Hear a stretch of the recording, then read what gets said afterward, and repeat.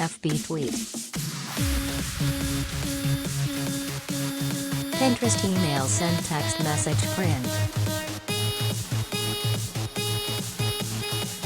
The first reviews for Top Gun: Maverick are in, and they're overwhelmingly positive.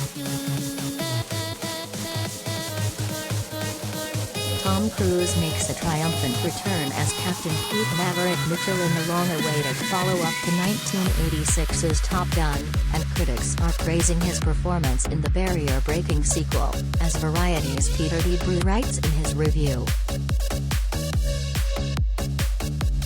But according to Debruge, Maverick doesn't rely on being the Tom Cruise show, and instead involves perfectly coordinated teamwork among 6 pilots, recalling the group air battle that bonded Iceman, Val Kilmer, and Maverick in the original movie.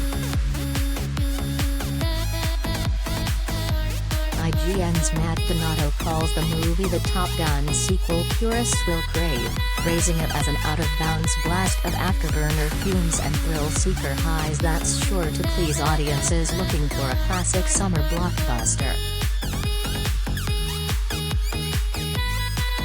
Top Gun: Maverick world premiere photos.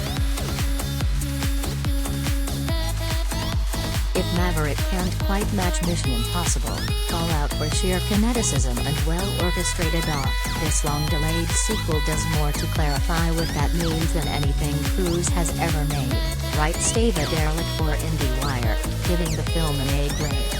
And the reason for that is simple: Tom Cruise is Maverick, and Maverick is Tom Cruise. In Ross Boname's review for Collider, he gives Maverick an A grade and says the action flick is the rare case where it absolutely deserves all the massive praise, and improves upon the original in every conceivable way.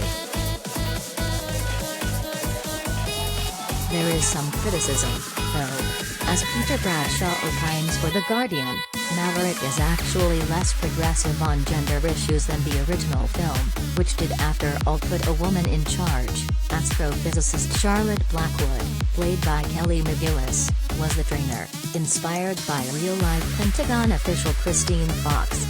Now it's Maverick in charge and there is just the one female pilot under his instruction, Phoenix, a thin role for Monica Barbera. McGillis has evidently not been invited back and her character is never mentioned, Bradshaw adds. The unmarried Maverick's love interest this time around is a nice woman who runs the local bar, an entirely thankless part for Jennifer Connelly. The new film finds Maverick 3 decades after his graduation from the Top Gun Naval Aviation program, when he is called back as an instructor for the elite flyers. Among his young charges is Lieutenant Bradley Rooster Bradshaw, the son of his late best friend, Goose, Anthony Edwards in the first movie. Miles Teller, who plays Rooster, was among the actors cast as new class of pilots. Also joining were Glenn Powell, Greg Tarzan Davis, and Louis Pullman. Aside from the hands-on skills required for the film, Cruise, 59, still had more to share with his co-stars, when the training was over and the cameras turned off. There were times after we were wrapped for the day, we would spend an hour circled around him, listening to the stories that Hess been through, Davis, 28, tells people in a new All Top Gun Special Edition.